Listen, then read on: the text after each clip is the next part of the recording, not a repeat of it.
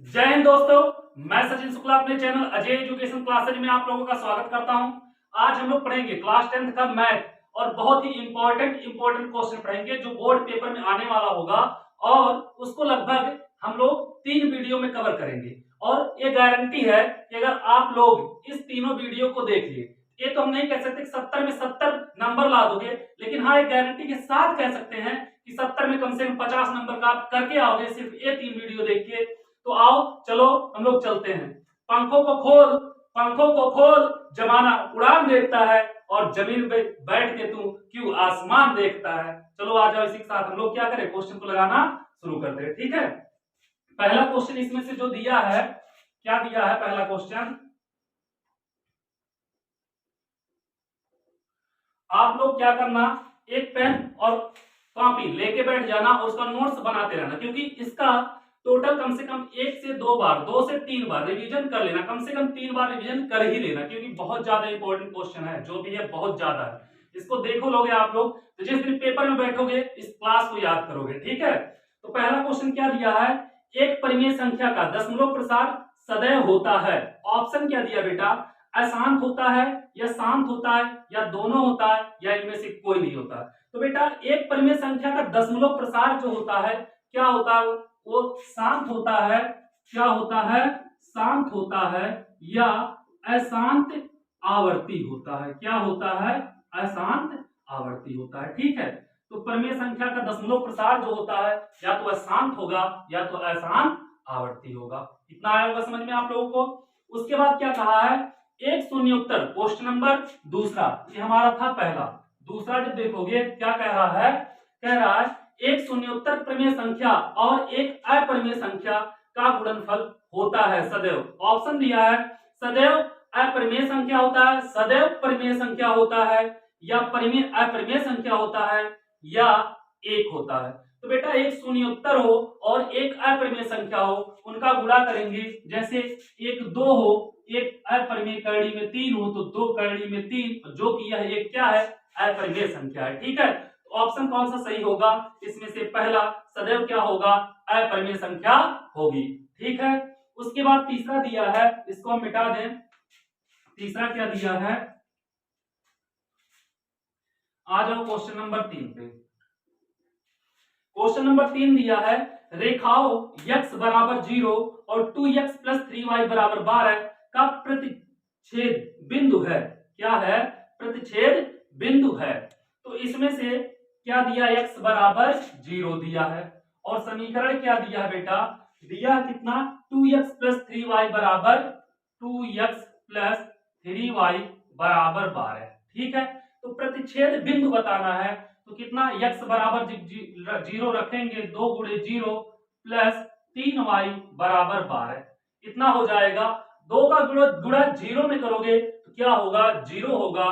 क्या बचेगा यहाँ पे, 3y बचेगा और 3y बराबर 12, तो y बराबर 12 बटे 3, 3 से काटेंगे कितना आएगा, 4, y का मान आ गया 4। बेटा पहले ही x का मान 0 दे दिया है, कहीं पे लिखते हैं निर्देशांक, x का मान y लिखते हैं, x का मान 0 दिया है तो 0 का मान 4 हो जाएगा इसका सही आंसर। तो ऑप्शन जो होगा दूसरा वाला क्या होगा, सही होगा। ठीक है, इसको मिटाओ, आ जाओ क्वेश्चन नंबर 4 की तरफ।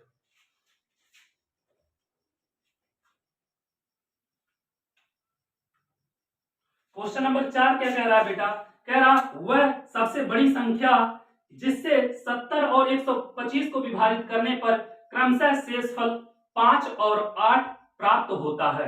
हमें क्या बताना है, वह सबसे बड़ी संख्या बताना है जिससे क्या करेंगे, हम इसको 70 और 125 को विभाजित करेंगे और शेषफल कितना आए, या तो 5 आए, और 125 को करेंगे तो शेषफल कितना आए, 8 आए। हमें सबसे बड़ी संख्या बताना है। कौन कौन सा संख्या दिया है, एक 70 दिया बेटा, एक 125 दिया है, और कहा है वह सबसे बड़ी संख्या बताओ जिससे विभाजित करने पर इसका शेषफल 5 आए और इसका क्या आए, 8 आए। 8 बोला है ना बेटा, 8 आए। क्या करेंगे हम, इसमें से 70 में से 5 घटाएंगे, कितना आएगा, 65 आएगा। 125 में से कितना घटाएंगे, 8 घटाएंगे, कितना आएगा, 117 आएगा। ठीक है बेटा, क्या करना, इसका दोनों का फैक्टर कर लेना, 65 का और 117 का। तो 65 का करोगे तो आ जाएगा 5 गुणे 13 और 117 का करोगे तो 3 गुणे 13 आएगा। 3 त्रिक का 9 और 13 9 117। अब देखो बाबू दोनों में कॉमन क्या है 13, तो इसका जो HCF होगा वही सबसे बड़ी संख्या 13 होगी, जिससे क्या करने पर विभाजित करने पर 70 और 125 को शेषफल क्रम से 5 और 8 आएगा। तो ऑप्शन नंबर ए क्या होगा सही होगा। ठीक है, आ जाओ क्वेश्चन नंबर 5 की तरफ, इसको मिटाते हैं फिर चलते हैं अगले क्वेश्चन की तरफ। क्वेश्चन नंबर 5, क्वेश्चन नंबर 5 क्या कह रहा है, कह रहा समीकरण 2x प्लस ay बराबर 1 तथा 3x माइनस 5y बराबर 7 का कोई भी हल नहीं होगा यदि a का मान हो। क्या हो बेटा यह बताना हमें। दो समीकरण दिया 2x प्लस ay बराबर 1 दिया है, क्या दिया है 2x plus ay equal to 1, इसको मान लिया हम लोग इक्वेशन नंबर फर्स्ट। ठीक है, दूसरा कितना दिया है, दिया 3x माइनस 5y, क्या दिया बेटा 3x minus 5y equal to कितना दिया है 7 का कोई हल नहीं है। क्या है कोई हल नहीं है, अगर a का मान क्या हो, मतलब a का मान क्या हो इसका कोई हल नहीं है। तो चलो ठीक है बेटा, कंडीशन तो सही है। यहां से अगर हम निकालें इसका मान निकालें, a1 का मान निकालें तो 2 हो जाएगा और b1 का मान निकालें तो a हो जाएगा, c1 का मान निकालें तो 1 हो जाएगा। किससे, समीकरण 1 से। ठीक है, उसके बाद जब समीकरण 2 से देखेंगे, क्या देखेंगे a2 का मान 3 हो जाएगा और b2 का मान -5 हो जाएगा और c2 का मान 7 हो जाएगा। जब कोई हल नहीं होता है बेटा तो उसका एक कंडीशन होता है, क्या होता है a1 अपान a2 बराबर होता है b1 अपान b2 के, लेकिन बराबर नहीं होता है c1 अपान c2 के। तो क्या होगा कोई हल ना हो तो, क्या कोई हल ना हो तो क्या होता है बेटा a1 अपान a2 बराबर b1 अपान b2 बराबर नहीं c1 अपान c2 के।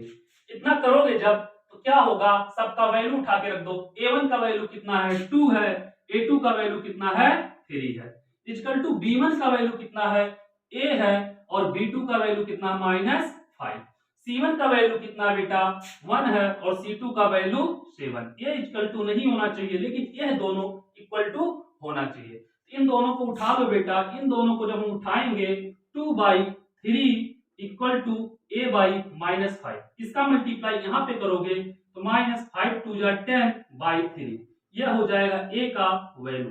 ठीक है, तो ऑप्शन नंबर कौन सा सही होगा, तीसरा वाला। ठीक है, उम्मीद करता हूं आप लोगों को इतना अच्छे से समझ में आया होगा। ठीक है, चलो चलते हैं क्वेश्चन नंबर 6वें की तरफ।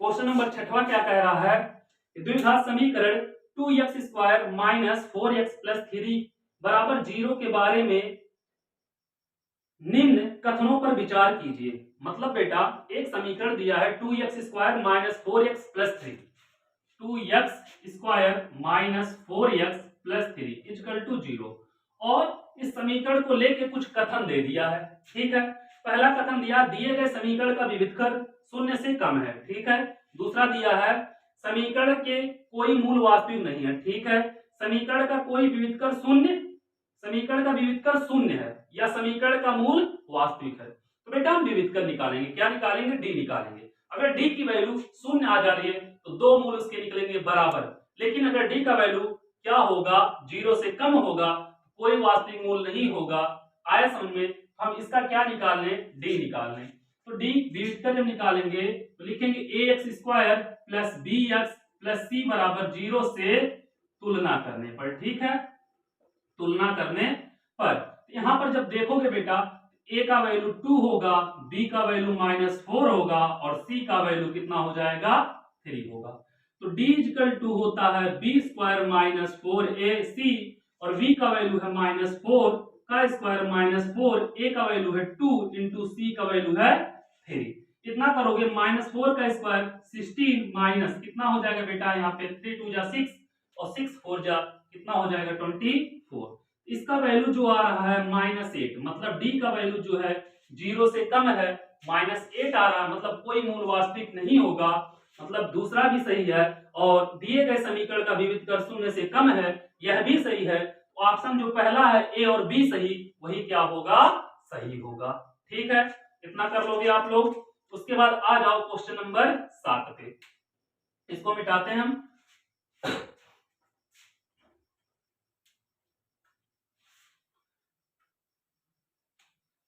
क्वेश्चन नंबर 7 क्या कह रहा है, कह रहा है ए ओ बी सी एक आयत है। क्या है, एक आयत है ए ओ बी सी।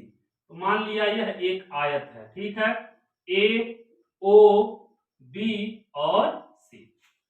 इसके निर्देशांक दिया, ए का 0,3, कितना दिया बेटा 0,3, बी का दिया है, ओ का दिया है 0,0, ठीक है। उसके बाद बी का दिया है 5,0, 5,0। इतना आप लोग अच्छे तरीके से कर लोगे। तो कहा है इसका विकर्ण बताइए। तो विकर्ण बाबू चाहे हम ओसी निकालें और चाहे ए बी निकालें, दोनों का विकर्ण क्या होगा, सेम होगा। तो यहाँ पे सी वाला निर्देशांक हमको नहीं पता है, हम कौन सा विकर्ण निकालेंगे, विकर्ण निकालेंगे ए बी। तो देखो बाबू, दोनों बिंदु के निर्देशांक हमें पता है, तो क्या निकाल सकते हैं, उनके बीच की दूरी वाले सूत्र से विकर्ण निकाल लेंगे। ठीक है, विकर्ण AC बराबर, AC नहीं बेटा AB, सॉरी AB बराबर AB के बीच की दूरी हो जाएगी बेटा। यहां से देखो A हो जाएगा हमारा x1, यह y1, यह x2, यह y2। इतना कर लोगे आप लोग, कोई दिक्कत नहीं होगा। बीच की दूरी का सूत्र पता होगा, in under root x1 minus x2 का whole square plus y1 minus y2 का होल स्क्वायर। देखो कहीं कहीं पे क्या होता है बेटा, x2 माइनस x1 का होल स्क्वायर होता है, y2 माइनस y1 का होल स्क्वायर होता है, लेकिन जब होल स्क्वायर लगा है तो पहले x1 लिखो या x2 लिखो, कोई दिक्कत नहीं होने वाली है। आप लोग स्वतंत्र हो, एकदम जो मन करे वो करो। तो क्या करोगे यहाँ पे, देखो x1 का वैल्यू कितना दिया है 0 दिया है, माइनस x2 का वैल्यू कितना दिया है 5 दिया है, ठीक है, इसका होल स्क्वायर प्लस y1 का वैल्यू कितना दिया है 3 दिया है, 3, y2 का वैल्यू 0, ठीक है। यहां से करेंगे, यहाँ पे बचेगा -5 का स्क्वायर प्लस यहाँ पे 3 का स्क्वायर। इतना कर लेंगे बेटा, तो माइनस का स्क्वायर प्लस और 5 का स्क्वायर कितना हो जाएगा 25, प्लस 3 का स्क्वायर हो जाएगा 9, और 25 9 कितना होता है 34। तो जो विकर्ण की लंबाई होगी इन अंडर रूट 34, इसका आंसर होगा। ऑप्शन नंबर कोई दिया है कि नहीं दिया है, देख लेना कौन सा दिया है, थर्ड वाला दिया है, ठीक है, ये हो जाएगा इसका करेक्ट आंसर। इतना करने के बाद आ जाओ क्वेश्चन नंबर 8वें पे। क्या कर रहा है क्वेश्चन नंबर 8वां, मजा आ रहा है नहीं आ रहा, बहुत ही इंपॉर्टेंट क्वेश्चन है, अगर आप लोग कर लोगे अच्छे से कोई दिक्कत नहीं होगी। ठीक है, पेपर में बैठोगे एक बार वीडियो याद आएगा आप लोगों को, हाँ कोई वीडियो देखे थे। 8वां क्या कह रहा है, समीकरण x स्क्वायर प्लस के एक्स माइनस 5/4 इक्वल टू 0 का एक मूल 1/2 है। तो दिया है x स्क्वायर प्लस के एक्स और क्या दिया है -5/4 इक्वल टू 0 का एक मूल 1/2 है, तो k का मान ज्ञात कीजिए। तो माना एक मूल जो दिया बेटा वो x का मान दिया है 1/2, इसको क्या करो x का वैल्यू उठा के यहाँ पे रख दो, और क्या होगा k का मान अपने आप निकल कर आपके पास आ जाएगा और कहेगा हम k के मान है। ठीक है, तो क्या करना है, यहाँ पे रखोगे 1/2 का square plus k into x का 1/2 और माइनस 5/4 बराबर 0। इतना कर लोगे। अब क्या करना, 1 का स्क्वायर 1 और 2 का स्क्वायर 4, ठीक है, इसका गुणा इसमें करोगे 1/2 के माइनस 5/4 बराबर 0। इसको इधर लेके आ जाओ, 1/4 माइनस 5/4 प्लस 1/2 के बराबर 0। तो देखो क्या होगा, हर बराबर है, अंश घट जाएगा, -4/4 प्लस 1/2 के बराबर 0, इसलिए कटेगा -1 आएगा और प्लस 1/2 के बराबर 0। इसको उधर लेके जाओ, 1/2 के बराबर प्लस 1 हो जाएगा, तो के बराबर 2 का गुणा उसमें होगा तो कितना होगा 2 हो जाएगा। हम आपसे पहले ही कहे हैं कि जब रखोगे तो खुद आएगा, कहेगा हम के का मान है। तो आया कि नहीं आया, आया ना के का मान, तो उसको क्या करो, निकाल लोगे आराम से। तो देख लो दो कौन सा दिया, ऑप्शन नंबर एक। ठीक है, इसको नोट करो। फिर चलते हैं अगले क्वेश्चन की तरफ। थोड़ा सा प्यास लग गया है तो क्या किया जाए, पानी पी ले, सांसों की जरूरत है जैसे जिंदगी के लिए।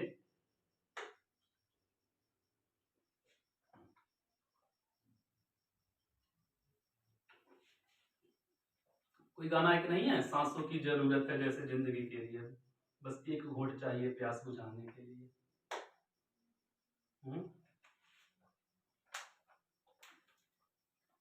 चलो कितना क्वेश्चन कर लिए बेटा हम लोग, क्वेश्चन 8 कर लिए। हम लोगों को आना क्वेश्चन नंबर 9 पे। क्वेश्चन नंबर 9 क्या कह रहा है बेटा, आ जाओ। क्वेश्चन नंबर 9 कह रहा है दो त्रिभुज समरूप होते हैं यदि उनके संगत कोण बराबर हो। ठीक है बेटा, यदि संगत भुजा एक ही अनुपात में होती है। ठीक है बेटा, उपयुक्त दोनों। बेटा दो त्रिभुज अगर समरूप होते हैं तो मान लिया यह क्या है, एक त्रिभुज है जिसका नाम है A for apple, B for ball और सी फॉर कैट। ठीक है, और दूसरा त्रिभुज है क्या है, जिसका नाम है पी क्यू और आर। तो जब समरूप होगा बेटा तो इनके कोण आपस में क्या होते हैं, बराबर होते हैं। ठीक है, यह कोण और यह कोण क्या होगा, बराबर होगा, और उनके भुजा का जो अनुपात होगा वह क्या होगा बेटा, बराबर होगा। तो ऑप्शन नंबर कौन सा, उपयुक्त दोनों वाला ही सही होगा। ठीक है, चलो चलते हैं अगले क्वेश्चन की तरफ। Question number 10। क्वेश्चन नंबर 10 क्या कह रहा है बेटा, यदि एक समकोण त्रिभुज एबीसी में कोण सी क्या हो, 90 अंश हो। ठीक है बेटा, एक समकोण त्रिभुज है, यह मान लिया एक समकोण त्रिभुज है जिसमें से कह दिया ए सी बी, सी को बोला है बेटा 90 अंश। ठीक है, इतना कर लोगे आप लोग, मान लिया सी 90 अंश है, और AC बराबर 3 सेंटीमीटर, BC बराबर 4 सेंटीमीटर। जो AC की लंबाई है बेटा इसको दे दिया है 3 सेंटीमीटर, और जो BC की लंबाई है इसको दे दिया है कितना, 4 सेंटीमीटर। इतना समझ में आया होगा आप लोगों को। ठीक है, उसके बाद कहा है तो बिंदु C से जाने वाली माध्यिका की माप बताइए। बेटा बिंदु C से जाने वाली जो माध्यिका होगी यह होगा ऐसे, और यह क्या करेगा, AB को दो बराबर भागों में बांटेगा, इसका नाम दे दिए D, और यह पे यहाँ पे 90 अंश का कोण बनेगा। क्या बनेगा, समकोण आंतरित करेगा। ठीक है, तो देखो जब यहाँ पे समकोण आंतरित करेगा और इसको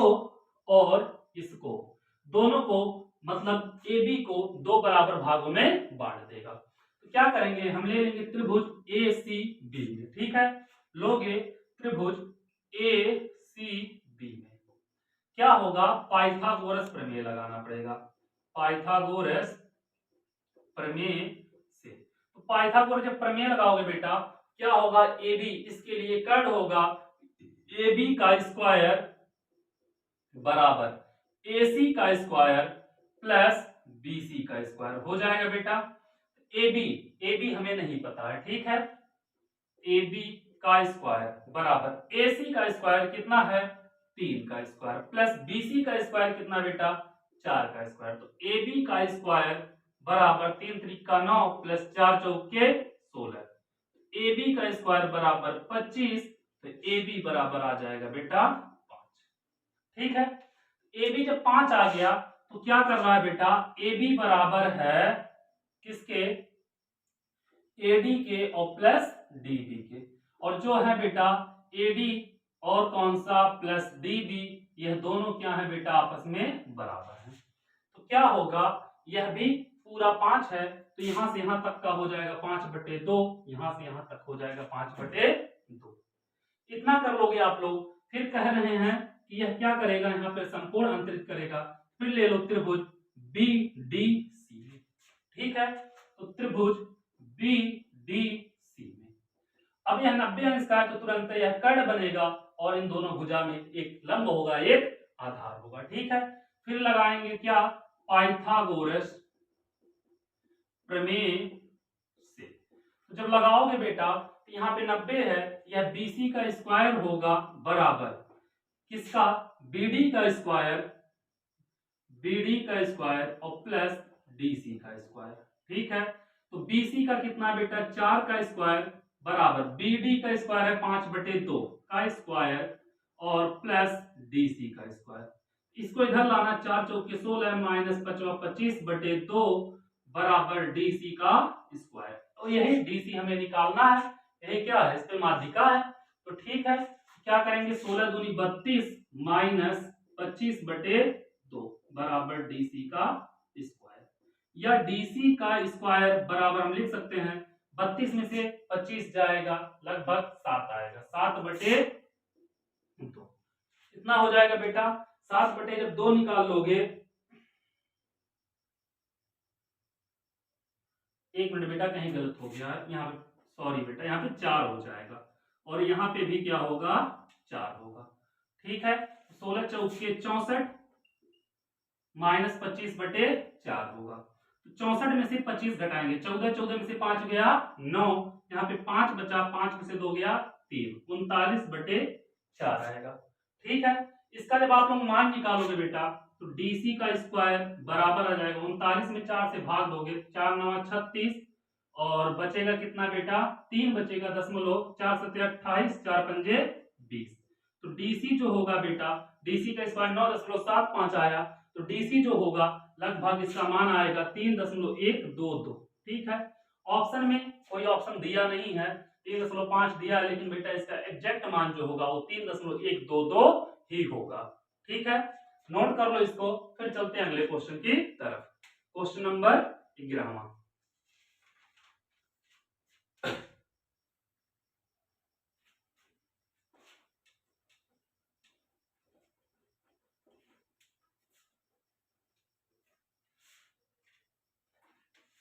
क्वेश्चन नंबर 11 क्या कह रहा है बेटा, आ जाओ देखते हैं। कह रहा है एक समचतुर्भुज के विकर्ण की लंबाई 16 सेंटीमीटर और 12 सेंटीमीटर है, तब इस समचतुर्भुज की भुजा की लंबाई बताइए। बेटा एक समचतुर्भुज है, ठीक है, मान लिया यह एक समचतुर्भुज है, आप लोग अच्छे से बनाना, यहाँ पे हम बना दे रहे हैं ऐसे ए बी सी और डी। तो बेटा समचतुर्भुज की सारी भुजा क्या होती है, बराबर होती है। इसी विकर्ण की लंबाई दिया है, यह हो गया बेटा और यह हो जाएगा। ठीक है, मान लिया है केंद्र हो गया O, जहां पे दोनों प्रतिच्छेद कर रहे हैं, प्रतिच्छेदन बिंदु, केंद्र है प्रतिच्छेदन बिंदु।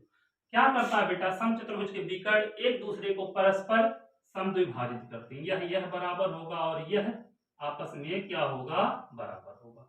कहा है बेटा, मान लिया है पूरी लंबाई 16 है, यह हो जाएगा 8, यह भी हो जाएगा 8। बोला है एक विकर्ण 12 सेंटीमीटर है, तो यह हो जाएगा 6 और यह हो जाएगा 6।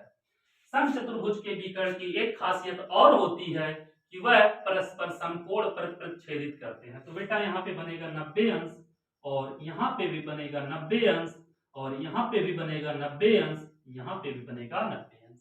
तो बेटा अगर हम त्रिभुज ए ओ बी में देखें, तुरंत बन गया है समकोण त्रिभुज, और समकोण त्रिभुज के लिए उसकी भुजा पूछा है बेटा, यह लंब मान लेना, यह आधार मान लेना, यह कर्ण मान लेना, लगा देना पाइथागोरस प्रमेय।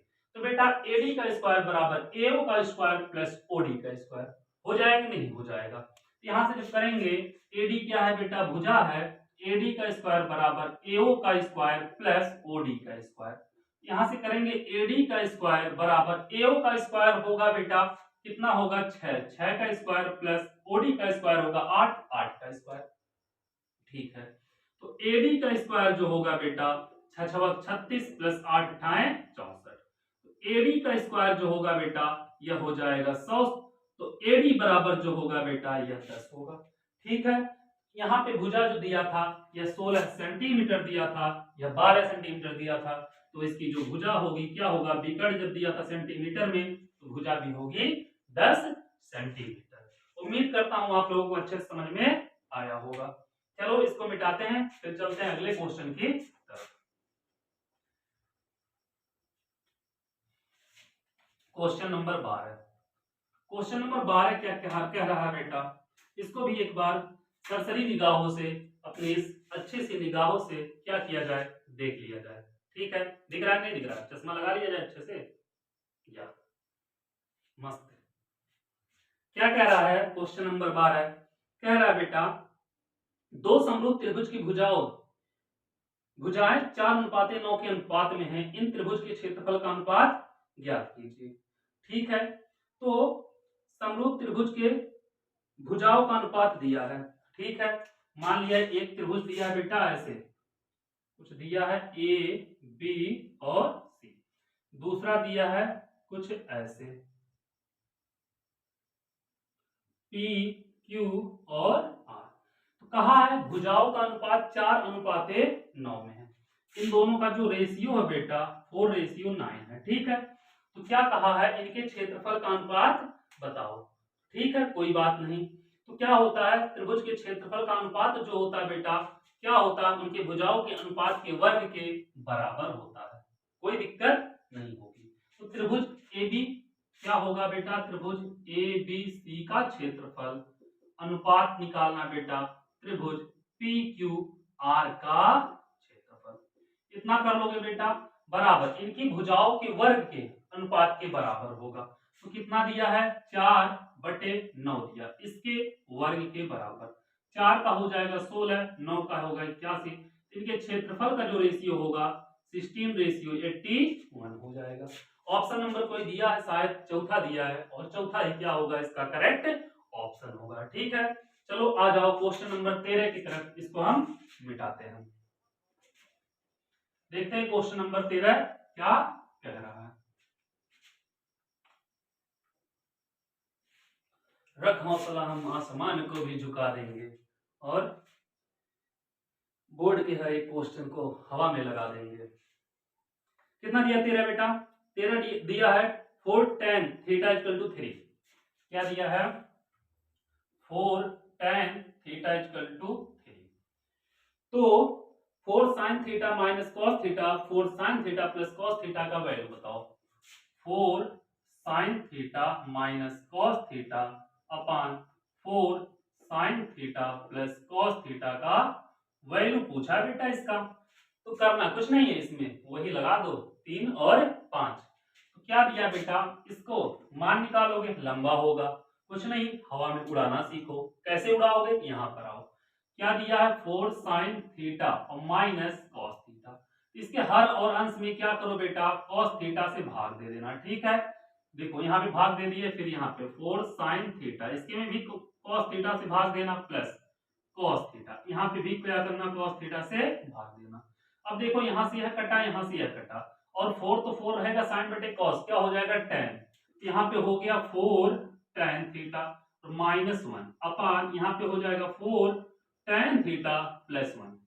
हो गया, बल्ले बल्ले। कैसे, देखो 4 tan थीटा का मान यहाँ पे दिया कितना, 3, उठा के यहाँ पे क्या करो बेटा, रख दो। रखोगे 4 tan थीटा पूरे का वैल्यू दिया है 3, देखो 4 tan थीटा का वैल्यू, ना कि tan का सिर्फ। तो यहाँ पे हो जाएगा 3 माइनस 1, और यहाँ पे हो जाएगा 3 प्लस 1, 3 में से 1 गया, 2/4, 2 दूनी 4, 1/2 हो गया ना, बल्ले बल्ले। आया आंसर, यही होगा इसका करेक्ट ऑप्शन या करेक्ट आंसर। ठीक है, ऑप्शन देख के भटकना मत। आया समझ में, कोई दिक्कत नहीं होना चाहिए, यही होगा, यही यही यही होगा इसका करेक्ट आंसर। आया समझ में। चलो आ जाओ क्वेश्चन नंबर 14 की तरफ, इसको मिटाएं।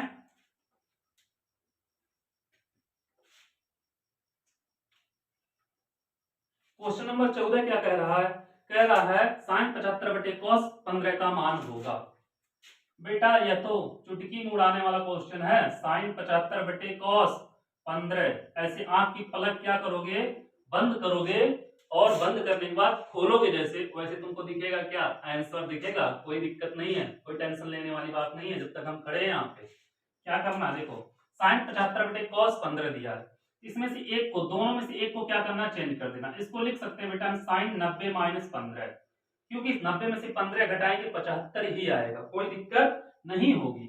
और यहाँ पे cos 15, तो sin 90 - थीटा क्या होता है बेटा, cos थीटा। तो यहाँ पे हो जाएगा cos 15 और बटे यहाँ भी cos 15, इससे यह कैंसिल हुआ, आया आंसर 1। तो ऑप्शन कौन सा है जिसमें एक दिया है दूसरा, और दूसरा ही क्या होगा, इसका करेक्ट आंसर होगा। तो 14 क्वेश्चन हम लोग मजाक मजाक में हंसते और खेलते हुए देख लिए, लेकिन एक चीज याद रखना बेटा, बहुत ही इंपॉर्टेंट क्वेश्चन आप लोग देख रहे हो, एक चीज ये हमेशा याद रखना, अगर 2 से 3 बार इसका रिवीजन कर लिए तो बहुविकल्पी का जो भी क्वेश्चन आएगा उसको तो आज वाले वीडियो से ही हवा में उड़ाओगे आप लोग, कोई दिक्कत नहीं होगी। ठीक है, क्या कह रहा है, यदि एक वृत्त का परिमाप वर्ग के परिमाप के बराबर हो तो उनके क्षेत्रफल का अनुपात बताइए। तो बेटा बोला है एक वृत्त का परिमाप वर्ग के परिमाप के बराबर है। ठीक है, तो वृत्त का परिमाप क्या होता है बेटा, वृत्त का परिमाप, तो वृत्त का परिमाप जो होता है बेटा वह परिधि के बराबर होता है, मतलब 2 पाई r। कितना हो जाएगा, वर्ग का परिमाप, वर्ग का परिमाप, तो वर्ग का परिमाप होता है बेटा 4 गुणे भुजा, भुजा मान लिया 1। ठीक है, तो दोनों क्या बोला है बेटा, बराबर है। तो प्रश्नानुसार जब लगाओगे तो 2 पाई r इक्वल टू 4 है, a को 4 पे उधर लाओ, 2 pi r upon 4 equal to a हो जाएगा, 2 दूनी 4, तो पाई r बटे 2 इक्वल टू a, ये हो गया इसका a का मान। क्या पूछा है बेटा, पूछा है कि तो उनके क्षेत्रफल का अनुपात बताओ। क्या करना है बेटा, क्षेत्रफल का मतलब वृत्त का क्षेत्रफल, ठीक है बेटा, बटे किसका, वर्ग का क्षेत्रफल, वर्ग का क्षेत्रफल। तो वृत्त का क्षेत्रफल हो जाएगा बेटा पाई आर स्क्वायर, वर्ग का क्षेत्रफल हो जाएगा भुजा स्क्वायर, और भुजा का वैल्यू यहाँ पे पता है, उठा के रखो।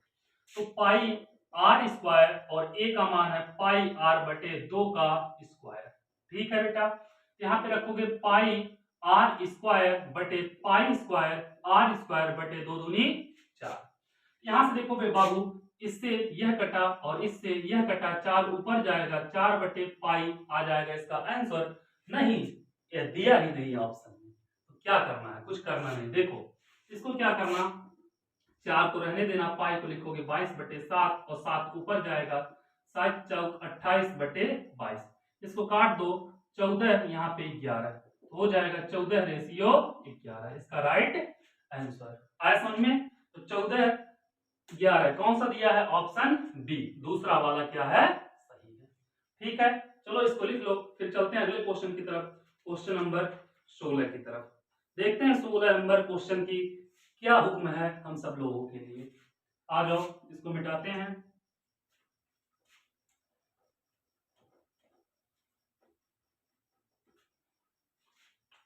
क्वेश्चन नंबर 16 क्या कह रहा है बेटा, कह रहा है दो गोलों के आयतनों का अनुपात 64:27 है, तो उनके पृष्ठीय क्षेत्रफल का अनुपात बताइए। तो ठीक है बेटा, कुछ नहीं करना है, बस आराम से क्वेश्चन को सॉल्व करना है। रेशियो दिया दो गोलों का बेटा 64 और कितना दिया है 27, इसको ध्यान में रखना। ठीक है, आयतन का अनुपात दिया है, तो मान लेना पहले गोले की त्रिज्या, पहले गोले की त्रिज्या कितना हो जाएगा बेटा r1, और दूसरे गोले की त्रिज्या क्या हो जाएगी बेटा r2। तो पहले गोले का आयतन, पहले गोले का आयतन कितना होगा बेटा, आयतन बटे दूसरे गोले का आयतन, दूसरे गोले का आयतन। ठीक है, हैंड राइटिंग थोड़ा ध्यान देना आप लोग, हमारी हैंड राइटिंग बहुत अच्छी है, उसको पे उसके ऊपर हंसना उसका मत। ठीक है, कितना दिया है 64/27, यही दिया बेटा। गोले का आयतन होता है 4/3 और पाई r1 का क्यूब होगा, इसका हो जाएगा 4/3 पाई r2 का क्यूब हो जाएगा, और ये हो जाएगा 64/27। इससे यह कटा और इससे यह, मतलब पूरा खत्म। r1 का क्यूब बटे r2 का क्यूब, r1 बटे r2 का होल क्यूब लिख सकते हैं हम, और इसको लिख सकते हैं बेटा क्या, इसको क्या लिख सकते हैं, 4 चौके 16 चौके 64, 3/4 का होल क्यूब, तो r1 अपान r2 बराबर 4/3। यहां से अगर निकालेंगे तो r1 बराबर 4/3 r2, ये हो जाएगा। ठीक है, क्या बोला है आगे, बोला है, कहां गया, बोला है उनके पृष्ठीय क्षेत्रफल का अनुपात बताइए। पृष्ठीय क्षेत्रफल का अनुपात, तो पहले गोले का पृष्ठीय क्षेत्रफल, पहले गोले का पृष्ठीय क्षेत्रफल और बटे दूसरे गोले का पृष्ठीय क्षेत्रफल हो जाएगा, दूसरे गोले का पृष्ठीय क्षेत्रफल। ठीक है बेटा, मेरे लाल, मेरे हीरो, मेरे शेरों, कुछ नहीं करना है, क्या करना है, दोनों का मान उठा के रख दो। 4 पाई r1 का स्क्वायर, 4 पाई r स्क्वायर होता ना, 4 पाई r2 का स्क्वायर, इससे यह खत्म हुआ, r1 अपान r2, r1 अपान r2 यहीं से मनवा रख सकते हो ना बेटा, यह निकालने की जरूरत ही नहीं थी। r1 अपान r2 का होल स्क्वायर बराबर हो जाएगा 4/3, हो जाएगा बेटा इसका स्क्वायर, 4 चौके 16/3 त्रिका 9, 16 रेशियो 9। आ गया बेटा इसका आंसर। कोई ऑप्शन दिया होगा तो मार देना उसको सही, लास्ट वाला। आया समझ में? एकदम बिंदास, मजा आ रहा कि नहीं आ रहा? एकदम आएगा मजा। चलो इसको मिटाते हैं हम, फिर चलते हैं क्वेश्चन नंबर 17 की तरफ। मुझे अपनों ने लूटा गैरों में कहां कम था। आ जाओ यहाँ पे। 1 से लेकर 10 तक की धनात्मक विषम संख्याओं का क्वेश्चन नंबर बेटा 17 क्या कहा है? 1 से 10 तक की धनात्मक विषम संख्याओं का समांतर माध्य ज्ञात कीजिए। तो बेटा 1 से 10 तक का क्या करना है? विषम संख्याओं का समांतर माध्य। 1 से 10 तक का कौन कौन सा? 1 3 आएगा, 1 5 आएगा, 1 7 आएगा, 1 9, 1 2 3 4 5। ठीक है, तो 1 से 3 तक का धनात्मक विषम संख्याओं का समांतर माध्य क्या होगा? समांतर माध्य जो होगा बेटा, समांतर माध्य क्या होगा? यक्स बार बराबर होगा पदों का योग, पदों का योग बटे पदों की संख्या हो जाएगी बेटा। तो पदों का योग 1 + 3 + 5 + 7 + 9 और बटे पदों की संख्या 1 2 3 4 5। सही तो है? अरे गलत होगा ही नहीं, जब तक तुम लोग वीडियो देखोगे कोई चांस ही नहीं गलत हो सकता है। 3 1 4 5 4 9 और 9 7 16 9 25 बटे 5 काटेंगे बेटा 5। आया कि नहीं आया? तो 5 क्या होगा बेटा इसका answer? Correct answer 4th number. आया समझ में बेटा? चलो आ जाओ क्वेश्चन नंबर 18 की तरफ। आ रहा है मजा कि नहीं आ रहा? खाना वाना खा के अच्छे से बैठ के वीडियो देखो और पेन और कॉपी लेके साथ में बैठो। ठीक है, क्वेश्चन नंबर 18 क्या कह रहा? माध्यिका को आलेखी विधि द्वारा निम्न में से किससे प्राप्त किया जा सकता है? बेटा आयत बहुभुज इनमें से कोई नहीं, या तोरण, तो तोरण को प्राप्त किया जा सकता है। ठीक है, कोई दिक्कत नहीं। 19वां क्या कह रहा है बेटा? यदि कुछ प्रेक्षणों का माध्य, 18वां हो गया, तोरण हो जाएगा। 19वां क्या कह रहा है बेटा? यदि कुछ प्रेक्षणों का माध्य 27 तथा बहुलक 45 है। माध्य दिया है बेटा, क्या दिया है? 27 और बहुलक दिया है बेटा, क्या दिया है? बहुलक दिया है, कहां गया क्वेश्चन? 45। ठीक है, ये हो गया। अब क्या पूछा इसका? तो माध्यिका होगी। क्या पूछा बेटा? माध्यिका होगी। तो बेटा इसका एक सूत्र होता है, माध्य माध्यिका और बहुलक में संबंध होता है, उसे बोल सकते हैं माध्य माइनस माध्यिका, माध्य माइनस बहुलक। क्या होता है बेटा? माध्य माइनस बहुलक होता है। बहुलक बराबर 3 गुणे माध्य माइनस माध्यिका। ये बेटा इसको क्या करो, कहीं पे कॉपी में लिख लो। इसका ये क्या होता है बेटा? संबंध होता है, और ये बहुत अच्छा संबंध है। इनका ये संबंध टूटने वाला नहीं है, जन्मों जन्मों का, सात सात जन्मों का संबंध है, बहुत ही अच्छा है, इनको याद कर लो। बेटा माध्यिका पूछा हमसे, तो यहाँ पे माध्य दिया 27 माइनस बहुलक 45 बराबर 3 गुणे माध्य 27 माइनस माध्यिका, मतलब निकालना इसको। चलो ठीक है बेटा, 27 में से 45 घटाओगे, नहीं घटेगा, लेकिन 45 में से 27 घटेगा, घटेगा कि नहीं घटेगा? तो कितना हो जाएगा? 27 3 30 15 3 18 माइनस 18 बराबर, यहाँ पे बेटा 27 दूनी 54 27 दूनी 81 माइनस 3 माध्यिका। कितना बेटा? 1 2 3 माध्यिका। तीनों माध्यिका के हर लाओ और 18 को उधर ले जाओ। तो 3 माध्यिका जब इधर आएगा तो ये पॉजिटिव हो जाएगा, कहेगा हम निगेटिव वाले का साथ छोड़ दिए, और 81 प्लस 18। तो 3 माध्यिका बराबर जब निकालोगे मेरे लाल, तो कितना हो जाएगा? 99, और इसको 3 से काट दोगे 33 तिया 99। तो माध्यिका जो आएगी वह आएगा 33। इसका राइट आंसर होगा 33। ऑप्शन नंबर कौन सा होगा? ऑप्शन नंबर बी वाला, मतलब दूसरा वाला होगा। चलो इसी प्रकार हम लोग बेटा 19 क्वेश्चन को कर लिए, जो कि बहुत ही इंपॉर्टेंट क्वेश्चन है। अगला क्वेश्चन एक और देखते हैं, क्या दिया है? वर्गीकृत आंकड़ों से अधिक प्रकार और से कम प्रकार के संचयी बारंबारता वक्रों के प्रतिच्छेद बिंदु के भुज से आंकड़ों का प्राप्त होता है। तो क्या होता है बेटा, संचयी बारंबारता दिया हो और से कम प्रकार बेटा और से अधिक प्रकार दिया हो, और यहाँ से बेटा यह खींचेंगे दोनों, जहाँ पे मिलता है इसे भुज कहेंगे, और जहाँ पे यहाँ पे आके मिलता है इसे हम लोग क्या कहते हैं, माध्यक कहते हैं। क्या कहते हैं बेटा, माध्यक कहते हैं। और यह ऑप्शन नंबर कौन सा है, दूसरा वाला सही है। 20 क्वेश्चन हम लोग कर लिए हैं। यह भी था बहुविकल्पी, बहुत छोटा छोटा क्वेश्चन था, लेकिन बेटा हम बोले हैं कि आप लोगों के लिए एक क्वेश्चन का हम सीरीज बनाए हैं और बहुत ही अच्छा है। अगर उसको आप लोग पढ़ लोगे, सच बता रहे हैं, तो बहुत अच्छा रिस्पांस मिलेगा आप लोगों को। तो जितना वीडियो इस टाइप का हम डाल दे रहे हैं उसको आप लोग बहुत ही ईमानदारी के साथ और पेन और कॉपी के साथ बैठ के नोट करके लिखा करो, क्योंकि हमेशा हमेशा वीडियो देखने का टाइम आप लोगों को नहीं मिलेगा। लेकिन इस पूरे टॉपिक को जितना हम बता रहे हैं, इसको 3 से 4 बार रिवीजन करके अगर पेपर में बैठ गए तो क्या करोगे, वहां पे बैठ के बल्ले और बल्ले करोगे।